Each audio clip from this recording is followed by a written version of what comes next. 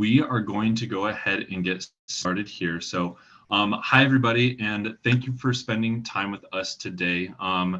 Welcome to our What is WUWI session, which is a part of our virtual event series going on. So, like I said, my name is Dean Klinkerman. I'm an admission counselor here at the University of Northern Colorado. So we are really here today just to learn more about the Western Undergraduate Exchange, or the WUWI program, which is truly a tuition discount program for non-residential students from really select states within the US.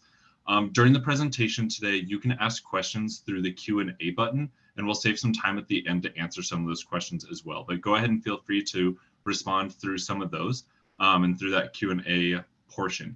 We have a handful of admissions staff and some recruitment staff that is here to answer those questions. We also have some Spanish-speaking staff on the call with us today in case you would like to ask those questions in Spanish. So the other thing to know is that we will go ahead and record this session just in case you want to watch it later, follow up with some information, send it to some other people that may be that might benefit from this. So with that, I'm going to go ahead and get started here. And like I said, just introduce myself. My name is Dean Klinkerman. I'm an admission counselor here. My primary territories right now are really the western half of Colorado, as well as the state of California and some other states as well. So some of you may be my territory right now, but know that anybody in this office or anybody on this call can surely help you, regardless if it's myself or somebody else. And just as a quick reminder, again, you have that live chat feature for our admission staff throughout today's presentation. A little bit of what we're going to talk about today. We're going to talk about the university in general. Just give you some very broad overview for that. We're going to talk about what the Western Undergraduate Exchange is. We're going to talk about how it works specifically at UNC, and then open it up for some questions that you may have at the end. So really for us, it should start with Greeley and who Greeley is and where Greeley is. Greeley is about an hour north of Denver. It is about 15 minutes off one of the major highways here in the state of Colorado. You're about an hour and some change from Rocky Mountain National Park, from Red Rocks Amphitheater. You're about 2 hours away from some of the best skiing in the world. So what Greeley is a really fast growing city of about 110,000 people. Greeley, for a lot of students, has kind of what you would want out of a college town. It has all the things you'd want of a large city, the life, the stores, the restaurants, the opportunity, but what it doesn't have is the traffic and the chaos of a truly large city. So I think that Greeley is a really good fit for a lot of people and a lot of students, especially leaving home for the first time, whether you're from a really small rural town like myself, or you're from a larger city or larger population. I think that Greeley is a really good fit, but knowing that it's an hour from the Denver airport, an hour from Denver, you have access to a lot of the things in Colorado that you would want and that you would expect out of Colorado itself. UNC was originally founded in 1889 as a state normal school. What that state normal school piece means is that we were founded to teach future educators. So one of the things that we're known for in the state is the teacher school, which is not wrong, but we've obviously grown a little bit since then. So as you go through some of our different names and some of our different titles that we've had since, you can see that teacher and that education piece is a firm foundation of who we are. And whether you are studying education or not, you'll recognize that education piece as a solid piece of just our entire history. Even knowing that our first mascot was the Fighting Teachers, we are currently the Bears. So depending on the teacher you have in your head, you can decide which one's the scarier mascot for yourself. A little bit of who we are today. We're the #1 school in the state of Colorado for social mobility. Easy way to explain social mobility is the opportunity to bring yourself, your family, and generations to come up the economic ladder. One of the ways we do that is that we prepare students for whatever the next phase of life is. That placement rating there for 91% of our graduates, placement is one of two things. You're either A, in a job in your career field, or B, you are accepted and ready to start in either a master's or a PhD program. So either way, we're preparing students for whatever is going to come after graduation. We're a 5 out of 5 on the Campus Pride Index. We are also going to be Colorado's next Hispanically serving institute. Academically, a couple of things that you may not know. We're the #1 school in the nation for experimental accounting research information. We're also a top 100 nursing program in the entire nation and an all Stenway school. So if you're looking to study performing and visual arts, theater, music, dance, or art, that Stenway school is going to be a big thing for you. If not, what it means is that we have a lot of really high quality, really beautiful pianos around campus. Who we are as a university and really who our students are and kind of the makeup of it. Broad picture, we are a medium-sized D1 university of about 9,000 students. Almost half of our students are first generation, meaning they're the first in their family to attend and finish college. A quarter of our students identify as Latinx. We are Colorado's most diverse D1 institution. The vast majority of our students come from the state of Colorado, but we do have students from all 50 states, as well as 46 other countries from around the world. So we truly have students from all over the nation and all over the world that are going to be on this campus. For our academic pieces, just to make sure that we are all on the same page here. So the university has some kind of has this umbrella that has these different pieces underneath it. And these are these different colleges. So the university has these 5 umbrellas, and those umbrellas are all going to have different majors. So all of your majors are going to be housed under one of these colleges. You can probably get a pretty good look at this of who our students are and what they study through this, but know that UNC is really known for kind of 5 things academically. The first thing is education. It's what we were founded to do. It's what we will continue to do, but all ages, all abilities, all specialties. The second thing is anything health and public health. We have lots of students on campus that are pre-med, pre-PT, pre-dental. Our nursing programs, the top program in the state, also top 10% nationally. You'll see in the yellow at the bottom there, that osteopathic medicine program has been kind of this rumor for a couple of years at UNC. So to finally have a med program on campus that's going to open ideally fall of 2025 is only going to push that public health piece even further. The third thing is really anything that Montfort College of Business, kind of the typical things you would think of within a college of business, accounting, marketing, management, finance, and some additional things as well. The fourth thing is anything performing in visual arts, kind of the things I named earlier. Music, theater, dance, and art, and then all of that really within the liberal arts curriculum. Think journalism, criminology, criminal justice, psychology, sociology, those types of things. There is a list online that you can see what all of your different majors are. So if you want to be able to look through that, you can find that online. If you're trying to decide between a handful of different majors, no worries. That's something that an admission counselor can surely help you with based off of what you're looking to do as a career, classes you really like, or maybe more importantly, what you didn't like. So we can help you with those questions as well. One of the best things that UNC can do as a medium-sized D1 school is give you hands-on education. So I'm going to talk about some of these stats on here, but then I want to give you some kind of other things to think about for this. Average class size at UNC all 4 years is 25 students. That number at the bottom is probably the most important one out of this. Almost 3/4 of your classes will have less than 30 students in total. So it's probably going to feel pretty similar to what you have in high school right now. A 14:1 student to faculty ratio is a good number, but ultimately what it's going to mean for you is that you're going to be in a classroom setting where you're going to know your professor and have that relationship with them. They're also going to know you and know you by first name. You're not just going to be a number. You're not just going to be the person that sits in the front right corner. They are going to know you by name. Again, being a medium-sized D1 school, that hands-on education piece is something that we really thrive in. Some of your programs will require you to do an internship, a mentorship, student teaching, clinical placement as a part of your graduation requirements. Others will just highly recommend it, but ultimately we know that there's only a certain amount of education that can come in the classroom. So having these additional opportunities is only going to help you both short-term in college and long-term towards your education and your career goals. When we talk about housing on campus, a couple of things for you to know. All of our housing is going to fit into one of 4 different really tiers of living. Think about tier 4 is more of an apartment style. You have a room by yourself, roommates that have their own rooms. The group of you will share a kitchen, a living space, and a bathroom. Tier 3 is very similar to that, except you won't have a room by yourself. You'll share a room with one other person, but you'll have mostly the same amenities in lots of those situations. Tier 2 is more suite style. The general makeup of a suite style is going to be you and one other person, one big room, a bathroom that connects to the room next to you. So 4 of you will share this really private bathroom. And then tier 1 is more of really community style, more traditional college living.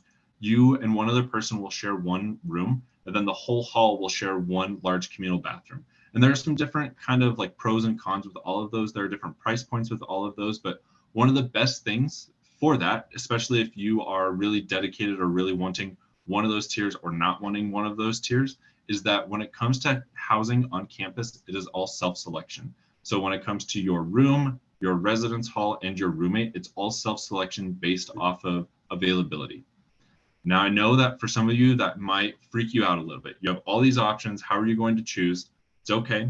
we do offer some of these residential learning communities to be able to kind of give you a little bit more structure. So some of those are going to be lifestyle based, think outdoor pursuits and pet friendly. Some of those are going to be a little bit more academic based, honors, pre-nursing, business, those types of things. So you'll have some different options there too. When it comes to dining on campus, know that you have a couple of primary dining locations, but something that UNC does really well is we have kind of what you'd think of as your traditional college dining, kind of your big one swipe, get as much food as you want, kind of the mess hall style. And then we also have some retail styles, both national chains, more local chains, and some that aren't chains at all that are only for UNC. And through both of those, you're going to be able to use your flexible meal plan. So use your meal swipes for all of those, as well as some kind of bare bucks pieces for that too. Also, as you can see, the Starbucks here, you're never more than maybe like a 5-minute walk away from coffee anywhere on campus. So a very highly caffeinated campus all the way around. With student life, this one's really hard to talk about on a slide, but know that there's a little bit of something for everybody here. If what you're looking for is something in music or the arts, if it's in sports at really any level, if that's high competitive D1 sports, if that's maybe kind of competitive intramural sports, if that's messing around with your friends in the pool playing dodgeball or inner tube water polo, like you'll have options for those too. But really anything between the Future Doctors of America, a very real club on campus, to the Cabbage Eating Contest Club at UNC, a very real club on campus, and basically anything in between. So make sure to look for clubs on campus, ask your ambassador if you come for a tour, ask your counselor about clubs. Also, if you go through that whole list of clubs and you can't find something you're looking for, we really have a process for students to be able to start their own club on campus. So if you don't find something you're looking for, we can help you make it.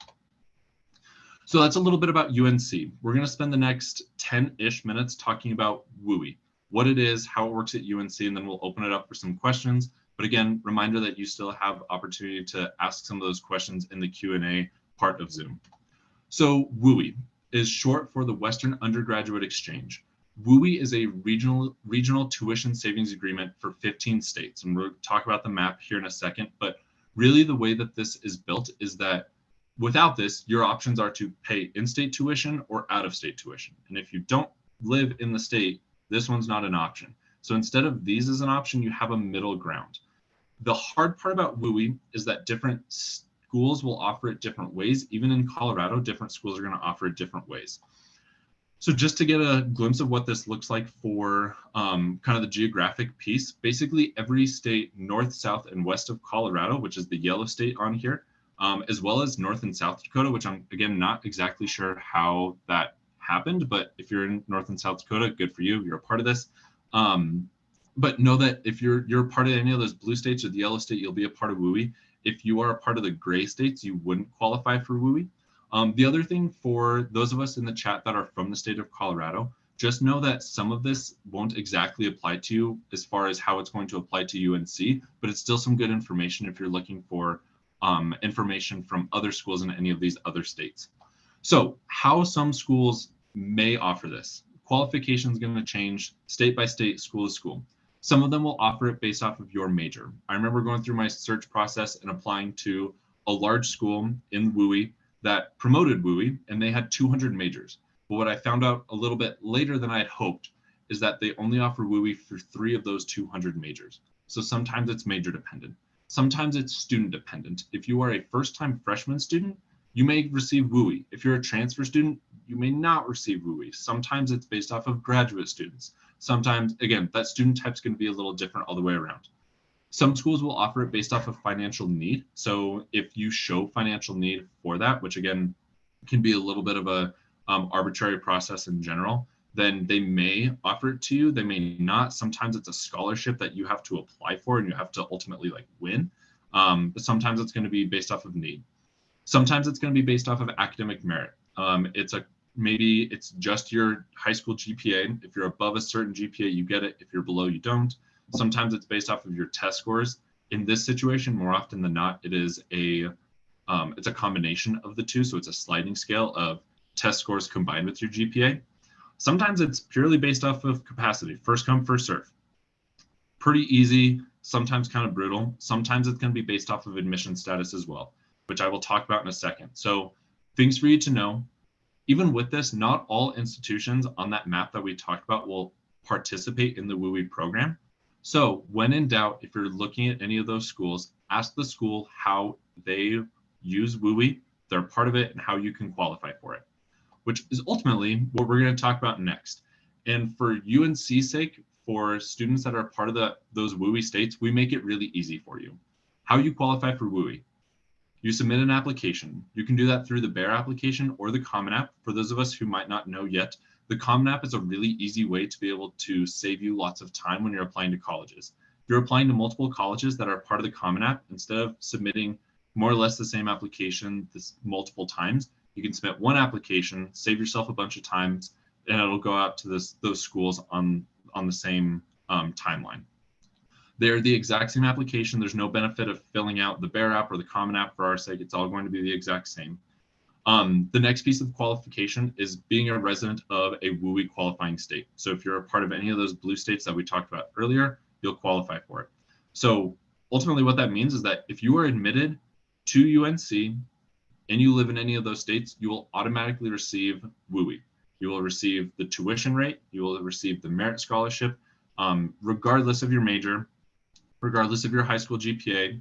You can also bring other scholarships on top of it, which is also sometimes a caveat where your options to schools are you can either bring WUI or you bring in outside scholarships. Here you can stack those, totally fine. So you will automatically receive that, receive WUI if you're admitted to UNC. When we're looking at this from the standpoint of what does this benefit to you? What does this look like for WUI for yourself? On the left-hand side, you can see that non-resident tuition. So what you would be paying if you were a part of any of those Eastern states or if we weren't a part of WUI. And on the right-hand side, you can see the WUI piece. So ultimately, it's going to impact your tuition. It will not impact the cost for room and food. It's not going to impact your fees because regardless of where you are from, you're going to be paying the same stuff for all of those there. But ultimately, with WUI, most families are going to expect to save about $7,500 a year. So a pretty good chunk of change there. With that, you'll also qualify automatically for merit scholarships. Merit scholarships are a part of your application. You don't have to submit anything additional, but it is a 4-year renewing scholarship purely based off of your high school GPA. So based off of your high school GPA, this is the amount of money you can expect every year for 4 years, as long as you are a full-time, continuous student in good academic standing, which is considered a 2.0, which I think most of us in this room are going to be able to do just fine. The other way to look at this before we start applying and as we're going into our senior year to finish strong, think to yourself, if you are a 3.35 GPA, if you can bump that up just a little bit to be in that next tier, say you in that first semester, you just knocked out of the park and you have a 3.41 GPA, you just paid yourself an additional $1,000 for the next 4 years. So $4,000 additional dollars for a little bit of additional work and some good grades. It pays to have good grades. Definitely a goal to have and something to be looking forward to as you're looking about college and how to pay for it. So ultimately, that's what I have. So I want to be able to open this up for some questions. I'm sure we had some in the Q&A section before we go into kind of the final piece of this. So what big questions do we have? What things can we answer for you all?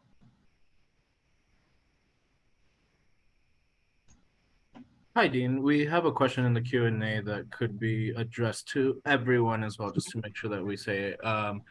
The question is the WUI program only applicable during freshman year? Great question. So for our sake, you'll get it every year for your entire existence here.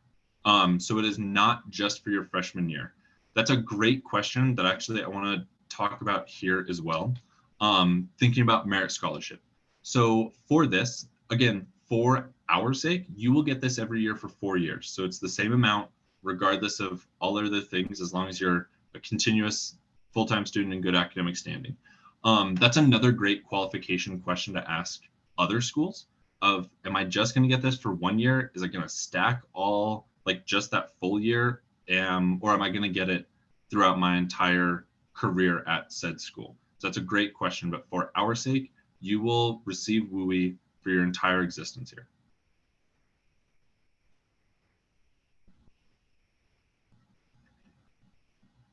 Another question that came through for everyone. What is the deadline to apply and qualify for fall of 2024?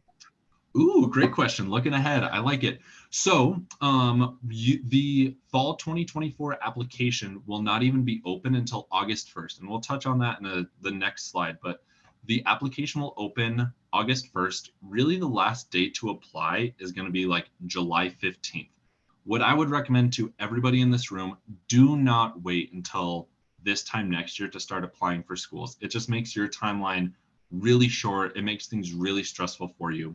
What I would recommend to everybody in this room is that we will have an early application window, basically. So between August 1st and December 1st, if you submit an application and all your materials, really is going to be your application and your high school transcripts.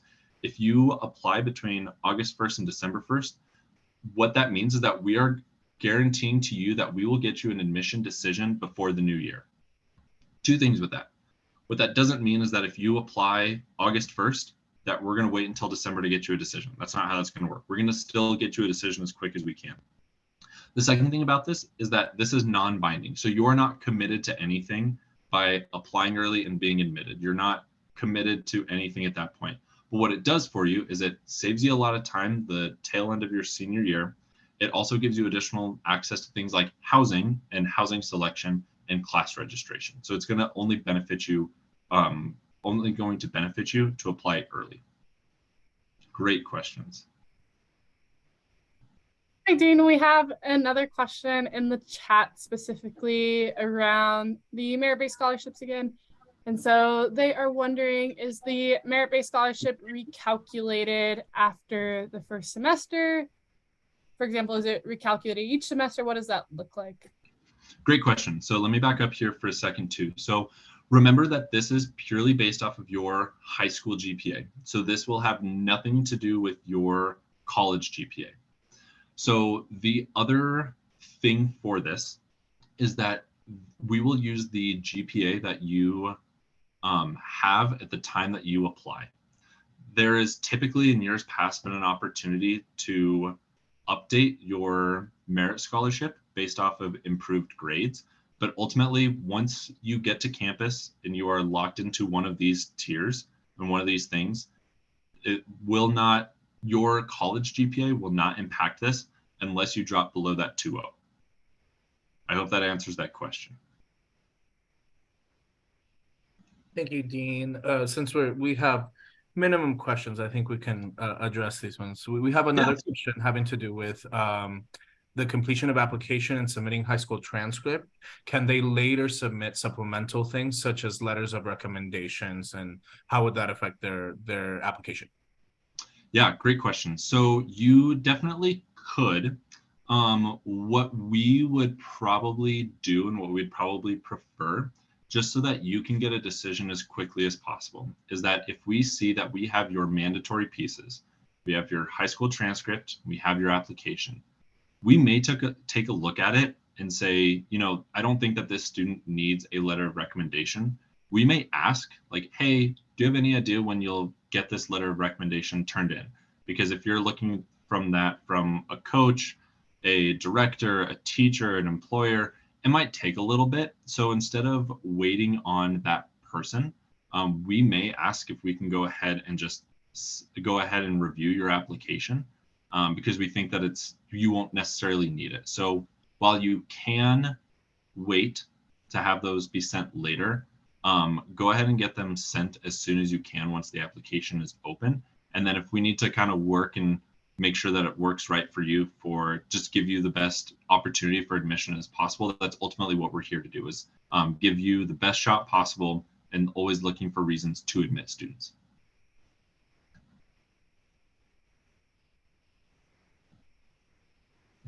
Any other questions? Going once, going twice. Okay, well then, couple of quick things for you all. Again, thank you for spending the time with us tonight. I know you have things in your life, so we really appreciate you spending 20 or 30 minutes with us here at UNC. A couple of key things for you to know and remember The fall 2024 application will open August 1st. So you can start to submit that application as soon as that comes around. One of the things we talked about earlier is that you have a couple of required pieces for the application. One of them is a high school transcript. One of them is the application itself.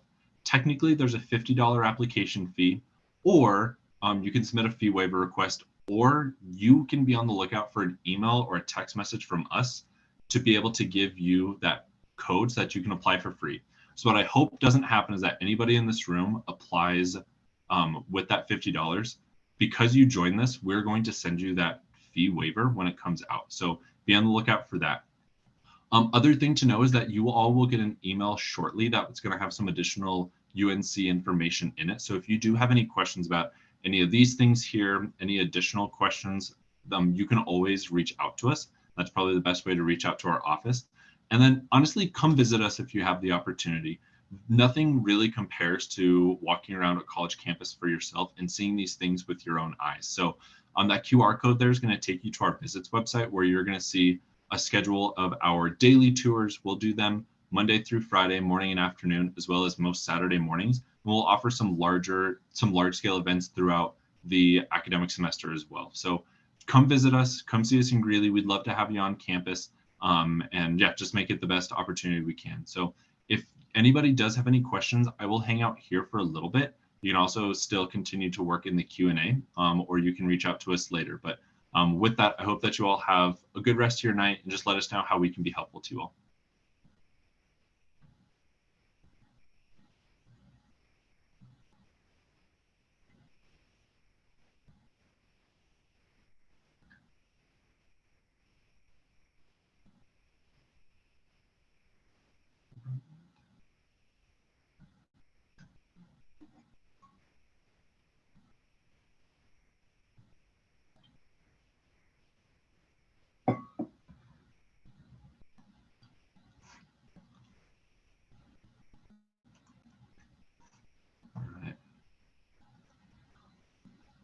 Jose, Vanessa, Brianna, are you seeing any other questions in the chat?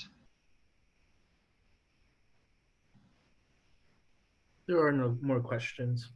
Okay, cool. Well, then I'm going to go ahead and end this. But if anybody's still in here and has other questions, feel free to reach out to your admission counselor or our office, and we can surely help you out. But with that, have a good rest of your night. Go Bears.